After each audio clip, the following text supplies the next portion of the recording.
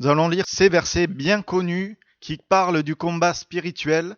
Éphésiens au chapitre 6, verset 10. Et ensuite, on les replacera dans le contexte de cette bataille fameuse entre David et Goliath, entre les Philistins et Israël. Et quand on regarde l'actualité, on ne peut pas être dans un contexte plus proche de ce qui s'est passé à ce moment-là.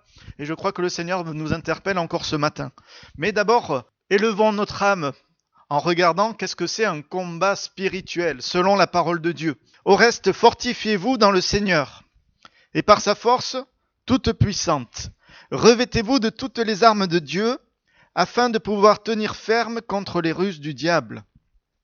Car nous n'avons pas à lutter contre la chair et le sang, mais contre les dominations, contre les autorités, contre les princes de ce monde de ténèbres, contre les esprits méchants dans les lieux célestes.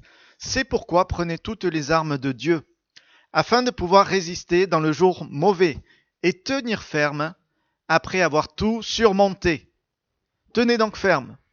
Ayez à vos reins la vérité pour ceinture. Revêtez la cuirasse de la justice. Mettez pour chaussure à vos pieds le zèle que donne l'évangile de paix. Prenez par-dessus tout cela le bouclier de la foi, avec lequel vous pourrez éteindre tous les traits enflammés du malin. Prenez aussi le casque du salut et l'épée de l'esprit qui est la parole de Dieu. Amen. Quand on est croyant, quand on a la foi, on accepte d'entrer dans un combat spirituel. On doit accepter en tout cas. Mais parfois on peut vouloir l'ignorer, mais le combat il est là et c'est ce qui nous est rappelé. Et ce que nous allons maintenant lire dans 1 Samuel 17, ça nous rappelle un exemple de combat spirituel, même si c'est vraiment collé à un combat humain, puisqu'il y a une guerre effective. Et donc on voit bien déjà que cette histoire entre les Palestiniens et Israël, c'est pas d'hier. Au temps de David, les Philistins, ce sont les ancêtres des Palestiniens, d'accord ? Comprenez-le bien, c'est très facile. Même les mots correspondent étymologiquement. Il y a ce combat qui est là, mais il y a surtout un homme choisi de Dieu qui a compris que le combat n'était pas que humain, il était spirituel. Et c'est comme ça qu'il a pu être choisi de Dieu et entraîner cette victoire. Pourquoi est-ce que David a été choisi de Dieu ? On en a parlé, c'est un homme selon son cœur.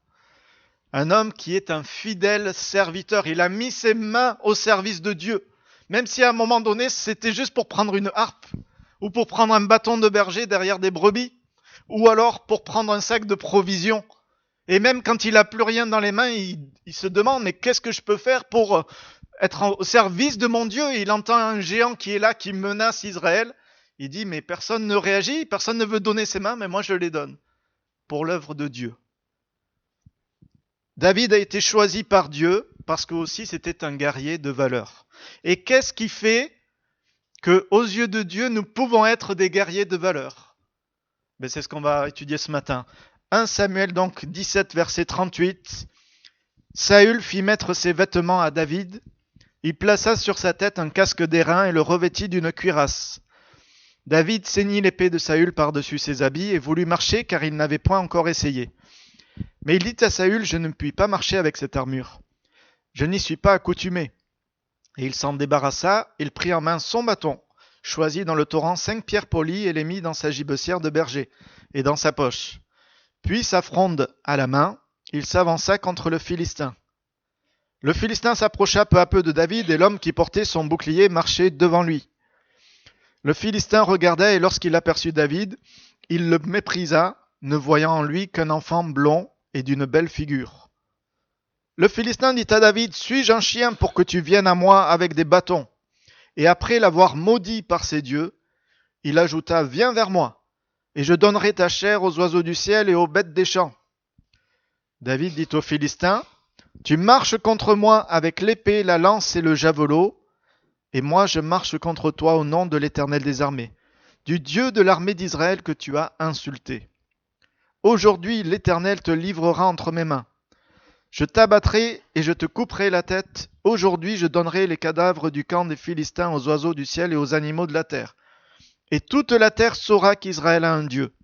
Et toute cette multitude saura que ce n'est ni par l'épée, ni par la lance que l'Éternel sauve, car la victoire appartient à l'Éternel, et il vous livre entre nos mains. » Aussitôt que le Philistin se mit en mouvement pour marcher au-devant de David, David courut sur le champ de bataille à la rencontre du Philistin.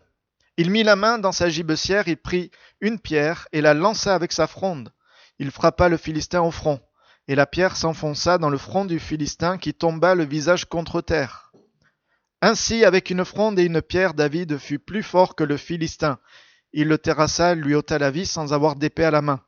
Il courut, s'arrêta près du Philistin, se saisit de son épée qu'il tira du fourreau, le tua et lui coupa la tête. Les Philistins, voyant que leur héros était mort, prirent la fuite. Amen. Pour ceux qui aiment l'action, là, il y a de l'action.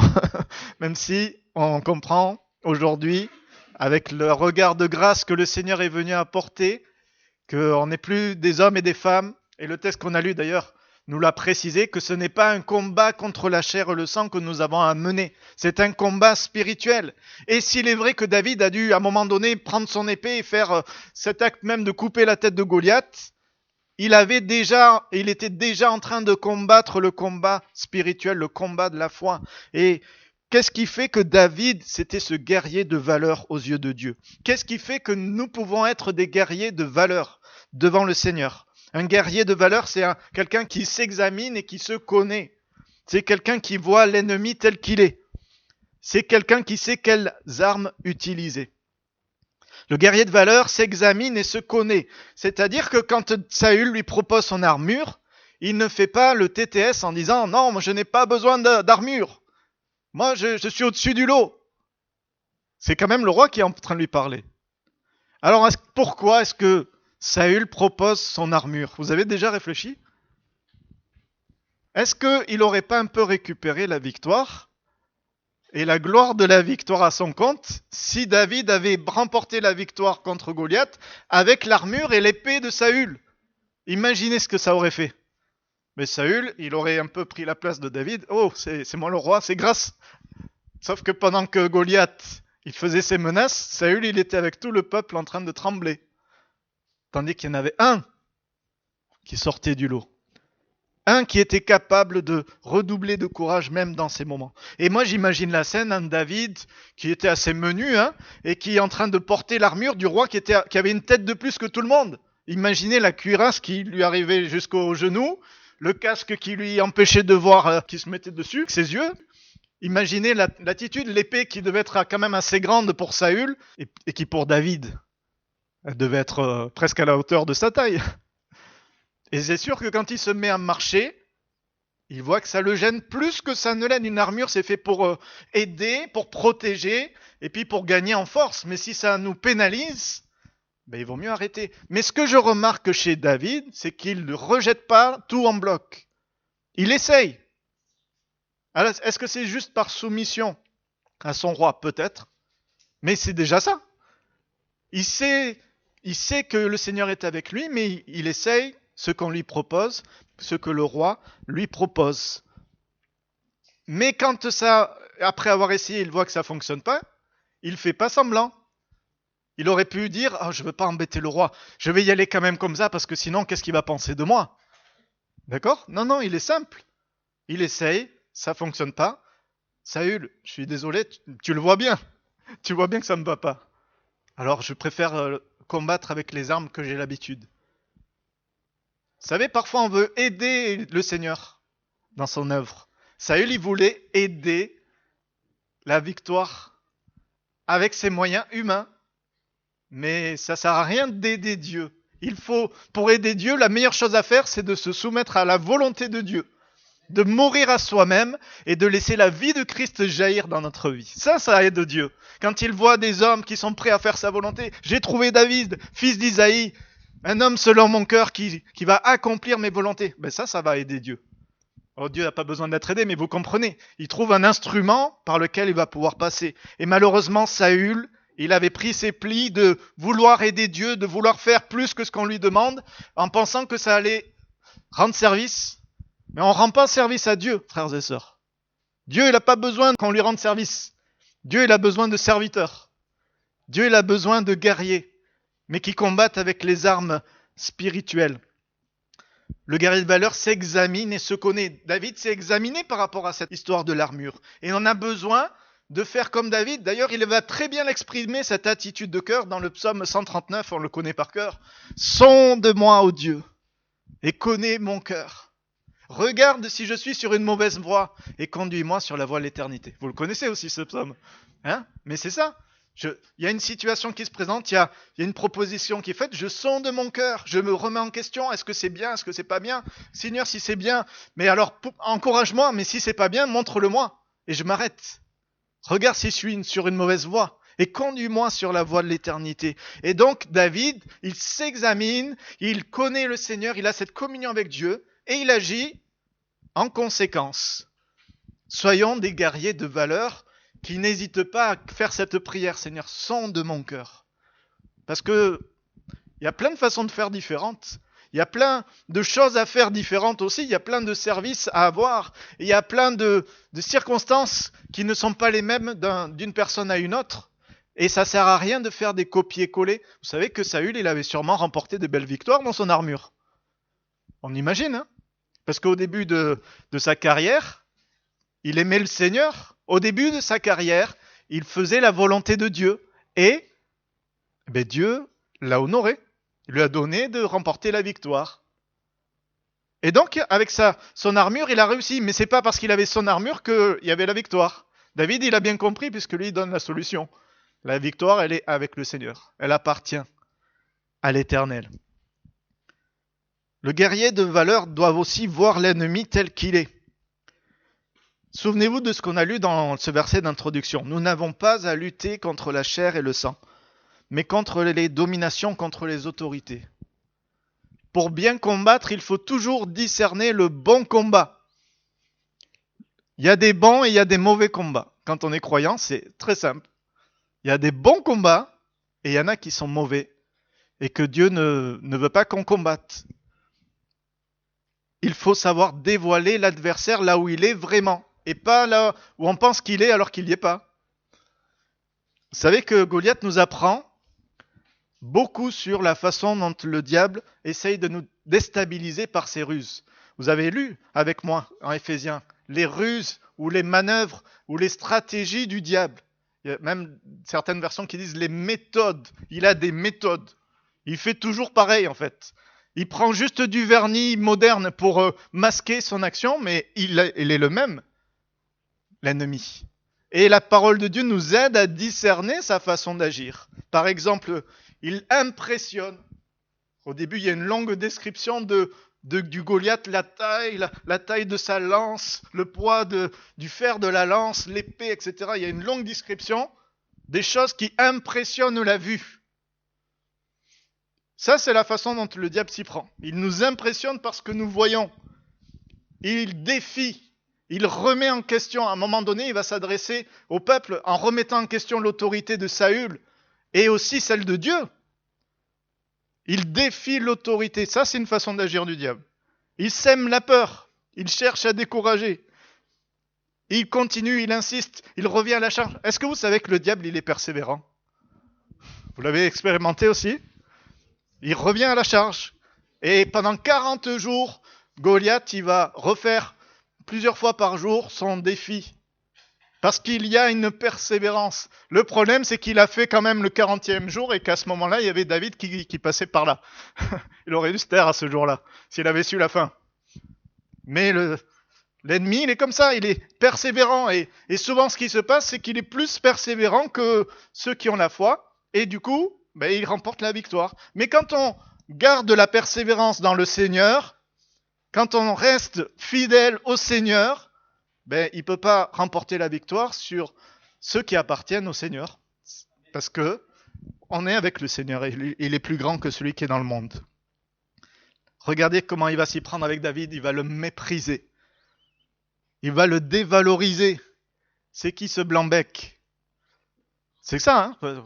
Là, dans la parole, c'est dit avec les mots d'aujourd'hui un peu polis, mais je pense qu'il a été loin dans son mépris de David quand il l'a vu arriver. Il s'est dit, mais c'est ça Israël, il m'envoie un blanc-bec pour venir se battre avec moi qui suis un homme puissant. Il a commencé à le prendre de haut avec de la moquerie. Mais est-ce que vous avez jamais entendu cette petite voix qui vous murmure à l'oreille que vous valez rien? Tout ce que vous ferez, ça servira à rien. On la connaît cette voix. Mais ce qui est bien, c'est qu'on la connaît et on la dévoile. C'est l'ennemi. Et on ne veut pas se laisser piéger par ces ruses du diable. Aujourd'hui encore, le diable utilise la rébellion, la peur, le temps qui passe, sans qu'il y ait, semble-t-il, de changement, le doute, le mépris, la malédiction, les menaces, tout ça, c'est des armes du diable. Mais on ne veut pas se laisser piéger par le poison qu'il essaye de distiller dans nos vies. On veut prendre exemple sur David et être ces guerriers de valeur qui sont au clair sur le combat. David, il arrive sur le champ de bataille, il est au clair. La victoire, elle appartient à l'Éternel. Et il va dire juste après, je ne sais pas si vous avez remarqué, il vous livre entre nos mains. Ça veut dire que pour lui, c'était déjà gagné l'histoire. Avant qu'il combatte Goliath, il avait déjà la certitude que la victoire était acquise. Ça vous rappelle pas quelque chose? Est-ce que nous n'avons pas la victoire en Jésus? Il a remporté la victoire à la croix. Il a dépouillé les autorités, il les a livrées publiquement en spectacle à la croix, le Seigneur. La victoire, elle est déjà là. Maintenant, il faut que nous la vivions de manière spirituelle dans notre vie et que nous en vivions les conséquences. Et ça ne veut pas dire que pour nous aujourd'hui, il n'y a pas de combat. Au contraire, il y a toujours cet ennemi qui veut nous faire douter de ce qui s'est passé là-bas. Mais on le célèbre chaque dimanche. Pourquoi? Parce qu'on sait que c'est quelque chose de vrai, de réel et de puissant qui s'est passé à la croix. Et c'est pas par tristesse en disant oh, le pauvre Jésus, il est mort. Non, non, il est mort, oui, mais il est ressuscité. Et c'est le puissant guerrier et qui est à nos côtés dans la bataille. Et c'est pour ça qu'on peut dire, face à nos combats, l'Éternel, c'est lui qui assure la victoire. Que son nom soit béni. David, c'est cet homme selon le cœur de Dieu. Donc, il a pris l'habitude aussi de ne pas regarder l'apparence. Vous avez remarqué, il a été choisi comme ça, mais lui aussi, il a développé ce caractère-là. Je ne vais pas m'arrêter à l'apparence. L'apparence, ça ne lui donne pas gagnant. Hein. Il y a un géant de presque 3 mètres qui est là, et lui, il fait à peu près la moitié de la taille. Un petit peu plus que la moitié. Humainement, c'est mort. Il n'y a pas photo. Mais quand les gens voient un géant Goliath, David, lui, voit un géant qui s'appelle l'Éternel, dont le pied, il est plus grand que le Goliath en question. Donc, il a rien à craindre. Il a rien à craindre. Dieu fait de la terre son marchepied. Donc, à côté de Goliath, mettez le pied de l'Éternel et vous verrez la différence. C'est ça qu'il voit David. Pour ça qu'il ne tremble pas. Quand les gens tremblent de peur face à Goliath, lui, David, il est saisi d'une crainte respectueuse qui fait qu'il va redoubler de courage. Quand Goliath le dévalorise, David, il lui rappelle qu'est-ce que Dieu il a dit de lui. Moi, je viens pas en mon nom, je viens au nom de l'Éternel. Ça veut dire, je suis, moi, tu peux penser ce que tu veux, moi, je suis le serviteur de l'Éternel. Vous savez, quand on a cette certitude dans le cœur, quand on sait ce que Dieu pense de nous en considérant la parole, ben ça fait un sacré bouclier de foi face à l'adversaire. Il ne peut pas nous atteindre comme ça. Et c'est bon de dire devant l'adversaire quand il essaie de nous embêter, voilà ce que le Seigneur dit de moi, je suis son bien-aimé, je suis son enfant, je suis celui qui a été racheté par le sang de son Fils. Quand même, quand on se place dans cette position, mais sans orgueil, hein, attention, avec beaucoup de grâce et d'humilité, Seigneur, c'est par ta grâce. Mais quand je considère cela, et que je le renvoie à la face de l'adversaire, il ne peut pas m'atteindre en fait, dans mon cœur. Je marche contre toi au nom de l'Éternel des armées, et il te livre entre mes mains. Frères et sœurs, combien nous avons besoin d'apprendre de David cette attitude à avoir dans les épreuves, quand les épreuves paraissent géantes, ça arrive que les épreuves paraissent insurmontables, mais avoir cette façon de dire, moi je me présente dans cette épreuve au nom de l'Éternel, et remarquez qu'il est conscient aussi de sa mission, parce qu'il sait qu'au travers de ce qui va se passer, ça va être l'occasion de donner une leçon à ce peuple d'Israël, qui essaie de se battre avec ses petits moyens, à ce Saül qui essayait de se battre avec ses moyens humains. David, lui, il leur rappelle, non, il y a un Dieu qui est au-dessus de ça. Combien de fois Dieu est intervenu en faveur de son peuple? Déjà. Rien que pour la sortie d'Égypte, tout ce que le Seigneur il a fait pour montrer qu'il était le Dieu d'Israël. Et David, il se souvient de ça. Il y a des psaumes qui disent qu'il médite sa loi jour et nuit. La loi, c'est quoi? Sa Torah. La Torah, c'est quoi? Genèse, Exode, Lévitique, Nombre, Deutéronome. Mais dans Exode, il y a quoi? Eh bien, il y a l'Exode. Il y a l'Exode, il y a le peuple d'Israël qui est esclave, et il y a un libérateur qui a envoyé, c'est Moïse, préparé par l'Éternel. Et ça, ce sont des choses que David, il médite. Il médite la puissance de son Dieu, il médite les miracles qui se sont passés quand Dieu a décidé d'intervenir, et il dit, Seigneur, tu vois, il y a un géant qui est là. Si on combat avec notre force, on est perdu. Mais on veut combattre à ta manière à toi. On veut combattre le combat de manière spirituelle. Il y a un géant qui est là, mais tu es beaucoup plus grand que lui, Seigneur. Pour toi, c'est tu souffles, il tombe. Alors je veux aller avec toi. Frères et sœurs, ne combattons pas tout seuls dans la bataille. Mais allons avec l'Éternel, ou plutôt que suivons l'Éternel dans les combats. Parce que c'est lui qui est puissant. D'ailleurs, il y a un psaume qui dit ça. L'Éternel, fort et puissant, l'Éternel puissant dans les combats. Ça vous rassure pas d'avoir un Dieu qui est puissant dans les combats? Dans vos combats, l'Éternel est fort et puissant. Mais il faut se battre à sa manière. Pas contre la chair et le sang. Et justement, on va voir qu'est-ce qui fait que David est ce guerrier de valeur. C'est parce qu'il sait les armes qu'il faut utiliser. Bien sûr, et on l'a vu, il va dire à Goliath, tu marches contre moi avec l'épée, la lance et le javelot. Moi, je marche contre toi au nom de l'Éternel. Voilà l'arme puissante qu'il déploie. On sait qu'il ne va pas tuer Goliath juste en lui parlant. Hein. Il va devoir se mettre en action.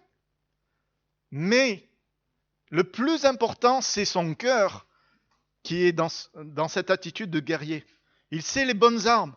Qui aurait pensé à ce moment-là? Maintenant, c'est facile, hein, on connaît l'histoire. Oui, s'il y a un géant, il faut essayer de viser le front, comme ça on peut... Oui, d'accord, mais lui, il n'avait pas la Bible. Hein. Il avait quelques exemples de comment Dieu était intervenu. Il a l'exemple de ses ancêtres. Vous savez ce qu'ils ont fait dans le peuple d'Israël? Ils ont vu des géants dans le pays de Canaan.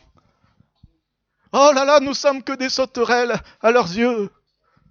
Oh là là, il faut retourner en Égypte. Voilà l'exemple qu'il avait. Mais il avait l'exemple de Josué et de Caleb qui ont dit, c'est pas grave. Oui, c'est vrai qu'on est petit. Mais si Dieu est avec nous, hein, le Seigneur va nous livrer ce pays. Parce qu'il l'a promis. Et ils l'ont vu, ceux qui ont dit ça, ils l'ont vu. Les autres, malheureusement, les doutes les a amenés dans la mort et dans l'égarement. Mais que le Seigneur nous aide à être ces hommes et ces femmes qui ressemblent à David, capables de savoir les armes qu'il faut utiliser. Oui, il a pris juste son bâton, sa fronde, quelques petits cailloux. Par rapport le petit bâton du berger, par rapport à la lance de Saül, c'était ridicule. Un petit caillou par rapport au grand bouclier de Goliath. J'ai dit la lance de Saül, vous avez compris, c'est la lance de Goliath. Mais c'est pareil, son bouclier face au petit caillou, voilà, qu'est-ce que c'est? Mais c'est pas ça qui compte, c'est pas les armes humaines qui comptent. C'est le cœur qui utilise les armes spirituelles. Vous avez vu dans Éphésiens qu'il est décrit l'armure du croyant. Prenez toutes les armes de Dieu afin de pouvoir tenir bon. Et on s'aperçoit quand on étudie les psaumes que David a écrits, il y en a certains qu'il avait écrits avant d'être connu, hein, qu'il avait écrit quand il était simplement berger, puis il y en a d'autres qu'il a écrits au cours de sa vie, même de roi, ou même quand il était en errance, en fuite de Saül. Il y a eu plein de contextes. Quand il a fui devant son fils Absalom, il en a écrit aussi. Mais ce que l'on remarque, c'est que David, il connaissait l'Éternel. Et il connaissait l'armure. Qu'est-ce que ça veut dire, l'armure de l'Éternel? Il portait la ceinture de vérité, la cuirasse de la justice. Je vous cite des psaumes rapidement, on n'a pas le temps d'y aller, ça serait trop long. Mais le psaume 15, verset 1er nous dit, psaume de David, ô Éternel, qui séjournera dans ta tente? Qui demeurera sur ta montagne sainte? Celui qui marche dans l'intégrité, qui pratique la justice, qui dit la vérité selon son cœur. Il était capable d'exprimer cette réalité que quelqu'un qui veut être dans la présence de Dieu, ça doit être quelqu'un qui marche dans la justice. Ça doit être quelqu'un qui parle selon la vérité. Est-ce que c'est pas ça, avoir la vérité pour ceinture? Est-ce que c'est pas ça, revêtir la cuirasse de la justice? Il savait ce que ça signifiait. Au lieu d'agir par ses combines, oh, on m'a promis d'être au roi, alors je vais faire en sorte, je vais gagner la confiance de Saül, je vais faire ceci. Non, non, non, il était vrai. Le roi me propose son armure, bon, pourquoi pas, je vais essayer. Puis, roi, tu vois bien que ça ne fonctionne pas, regarde, j'arrive à peine à marcher. Il est vrai, il parle en vérité. Et même quand il a l'occasion, vous connaissez l'histoire, de tuer Saül, pour être tranquille, parce que Saül veut le tuer, lui. Mais il refuse de le faire. Et il va parler avec vérité à Saül, tu vois, roi, j'avais l'occasion. J'aurais pu, mais je ne l'ai pas fait, parce que je sais que c'est Dieu qui t'a mis à cette place. Je ne te toucherai pas. La vérité dans le cœur, la justice de David. Il a chaussé le zèle de l'évangile de paix. C'est un homme qui a été capable de dire dans le psaume 4, on connaît ce verset, je me couche et je m'endors en paix. Car toi seul, ô Éternel, tu me donnes la sécurité dans ma demeure.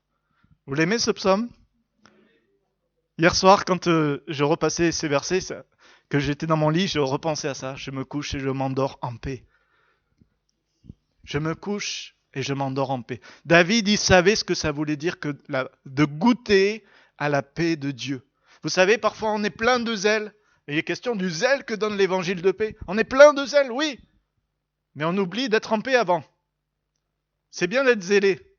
Mais si on n'est pas en paix, on risque de faire n'importe quoi. On a besoin d'être dans la paix de Dieu. On a besoin d'être dans le calme et la confiance. D'être dans ces moments où le Seigneur nous parle. Et ensuite, il nous montre ce que nous pouvons faire avec le zèle. David, il dormait, je suis sûr qu'il a eu une bonne nuit. On sait qu'il s'est levé de bon matin.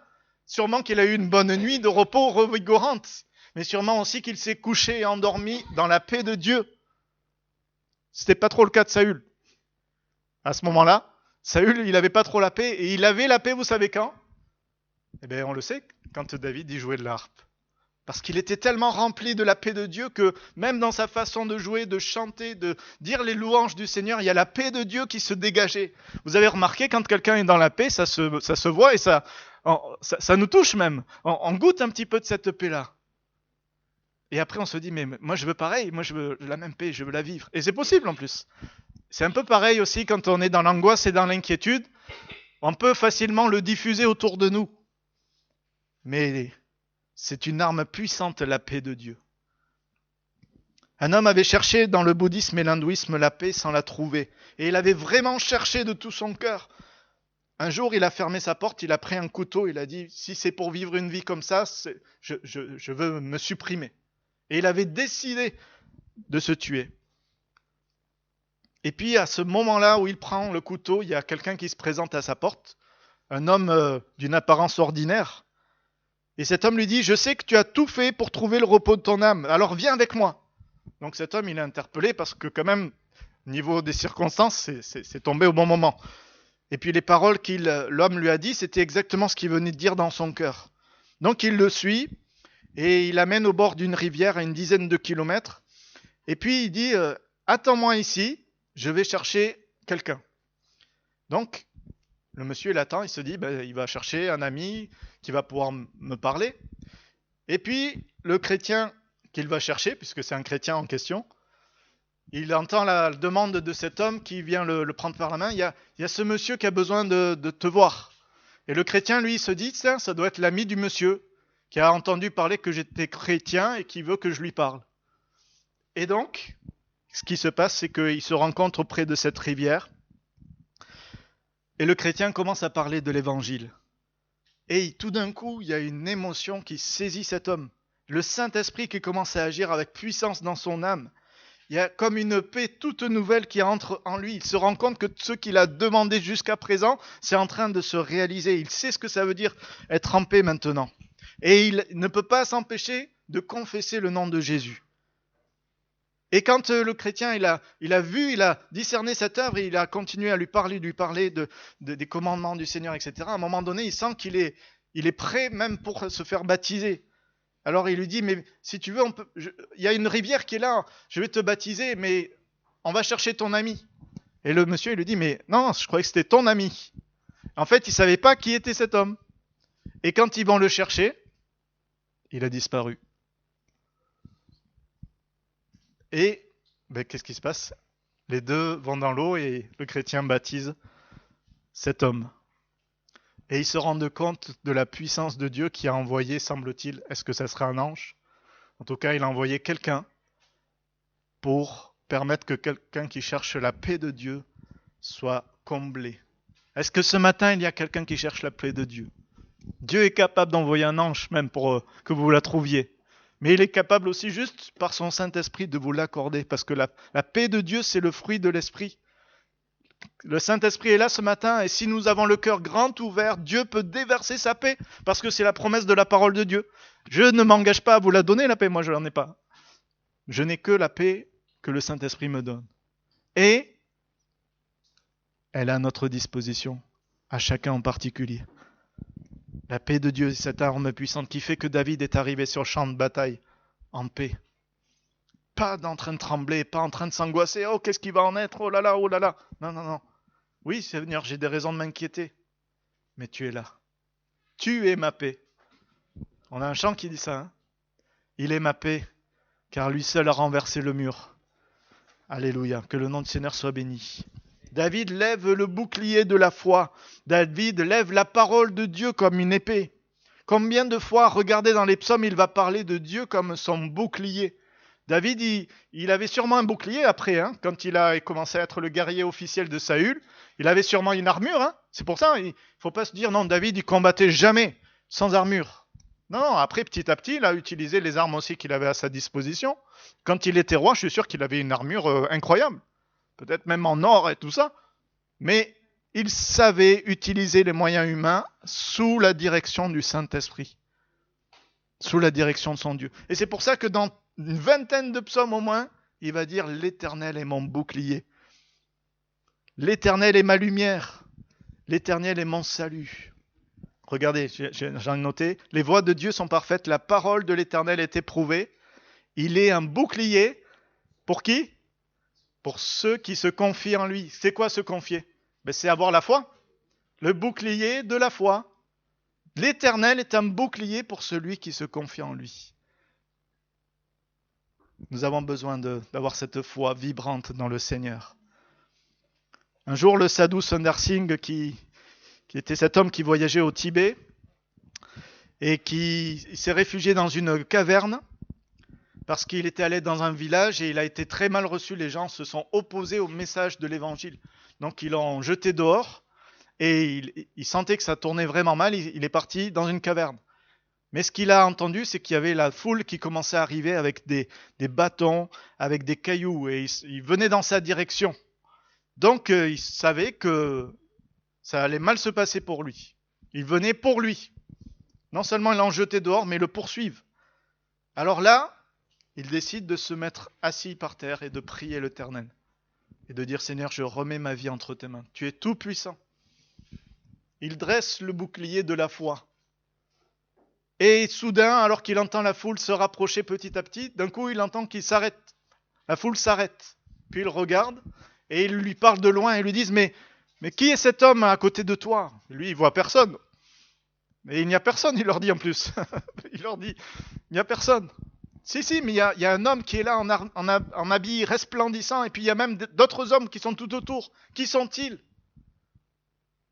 Et quand il voit qu'il y a quelque chose de surnaturel qui est en train de prendre place, finalement, il lui demande de venir. Ils étaient venus avec les bâtons et les cailloux pour le tuer, et il lui demande de venir pour parler de son message. Et le Sadhu Sundar Singh réalise que Dieu avait envoyé ses anges pour le protéger et pour préparer les cœurs de ces personnes. L'Éternel est un bouclier pour ceux qui se confient en lui. Dieu veut nous protéger quand il y a des situations compliquées qui ne dépendent pas de nous. Attention, si on se jette soi-même dans la gueule du loup, ça va être compliqué quand même. Parce qu'on assume les conséquences de nos actes. Mais quand on est dans une situation pour le royaume de Dieu, Dieu est avec nous. Dieu est notre bouclier. L'Éternel est ma lumière et mon salut, de qui aurais-je crainte? L'Éternel est le soutien de ma vie, de qui aurais-je peur? Le casque du salut. Combien de fois il va dire l'Éternel est mon salut? L'Éternel est celui que je peux appeler à l'aide et il va venir me secourir. Oh, je suis persuadé, quand il était dans la bataille avec Goliath, il a dit, Seigneur, tu vois, c'est pour toi que je le fais, tu es mon salut. Donc j'y vais, mais Seigneur, si tu n'y es pas avec moi, ben je retourne en arrière. Non, Seigneur, tu es mon salut, alors je vais y arriver. Combien on a besoin de parler comme ça? Le vrai combat du croyant, vous savez, ce n'est pas face à Goliath, c'est face à nous-mêmes. Accepter de ne pas combattre avec nos forces. Accepter de ne pas combattre avec ce qu'on pense arriver à faire. Non. Accepter de se dépouiller de sa suffisance, de ses inquiétudes et de compter sur son Dieu. Revêtir les armes, vous savez, frères et sœurs, c'est pas au culte le matin qu'on revêt les armes. C'est dans le secret de nos chambres. C'est dans le lieu secret qu'on se revêt de l'arme. Et c'est chaque jour, je veux me revêtir de l'armure de Dieu. Mais l'armure de Dieu, c'est quoi? Ben c'est facile, c'est la vérité de Dieu, la justice de Dieu, la paix de Dieu, la foi en Dieu, la parole de Dieu. Tout ça, c'est l'armure de Dieu. C'est pas compliqué hein, comme arme. Et c'est pas très impressionnant aux yeux de ce monde. Mais combien c'est puissant quand on le fait de tout notre cœur. Parce qu'en réalité, c'est pas juste la vérité de Dieu, mais c'est le Dieu de vérité qui est avec nous. C'est pas juste la justice de Dieu, mais c'est le Dieu de justice, et etc. Le Dieu de mon salut, le Dieu en qui je veux mettre ma foi, le Dieu qui me parle. C'est lui qui est avec moi dans les combats. Et quand on considère, comme on l'avait déjà fait, ce que David fait avec ses mains, pour conclure, une des dernières choses qu'il va prendre dans ses mains, c'est l'épée même de Goliath. L'épée de Goliath qu'il va utiliser pour couper sa tête, pour dire que le géant n'existe plus. Vous savez, c'est bien de réaliser cette leçon spirituelle que l'ennemi fait toujours une œuvre qui le trompe. Il a menacé tout le monde avec sa grande épée, il a impressionné, et c'est l'épée même qui le sert à mourir. Parce que le diable n'a pas la vision omnisciente de Dieu sur les situations. À la croix, le diable se frottait les mains quand il voyait Jésus perdre son sang. Se frotter les mains. Il est en train de mourir. Mais quand Jésus est mort, peut-être il y a eu le cri de réjouissance. Mais il y avait quand même un petit quelque chose quand il disait tout est accompli, quoi. Qu'est-ce que c'est que cette parole? Le cri de Jésus, tout est accompli, tétélestai, qui a résonné. Le ciel qui était assombri au moment de la mort de Jésus. Mais à ce moment-là, qu'est-ce qui se passe? Des morts sont en train de ressusciter pour annoncer qu'il allait avoir quelque chose. Ce qu'on a chanté tout à l'heure, à jamais il est ressuscité. Quand Jésus est ressuscité, l'enfer a grondé, certes, mais ça a été un cri d'horreur. Parce qu'ils voyaient que les plans qu'ils ont accomplis n'ont pas réussi. Au contraire, où c'est que le peuple de Dieu a la victoire? Où c'est que le peuple de Dieu a la vie? Où c'est que le peuple de Dieu a la guérison, si ce n'est à la croix? L'endroit où c'était, semble-t-il, la défaite et les ténèbres. C'est là où Dieu a changé le mal en bien. Dieu fait toujours de la même manière. Peut-être vous dites, l'épreuve que je vis, elle est trop dure. Certes, ça peut être le cas. Mais quand je suis avec mon Dieu, ce Dieu qui change le mal en bien, il va utiliser mon épreuve pour m'amener plus loin dans la foi. Et pour permettre que ce que je vis, comme David, ça a été le source d'un encouragement spirituel de tout un peuple. Ce que je vis de difficile, et parce que je tiens bon, je suis fidèle avec le Seigneur, ça va être une source d'encouragement pour ceux qui sont autour de moi. Amen. Il y en a qui veulent vivre ça. Oui, mais ça veut dire affronter des géants. D'accord? Donc, Seigneur, c'est toi qui sais. Je ne veux pas courir au-devant d'un géant.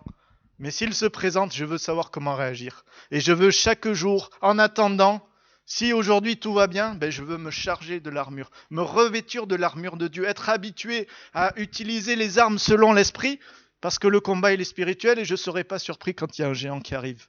Je saurai quoi faire, parce que mon Dieu sera avec moi. Que le nom du Seigneur soit béni, on ferme les yeux et on prie le Seigneur.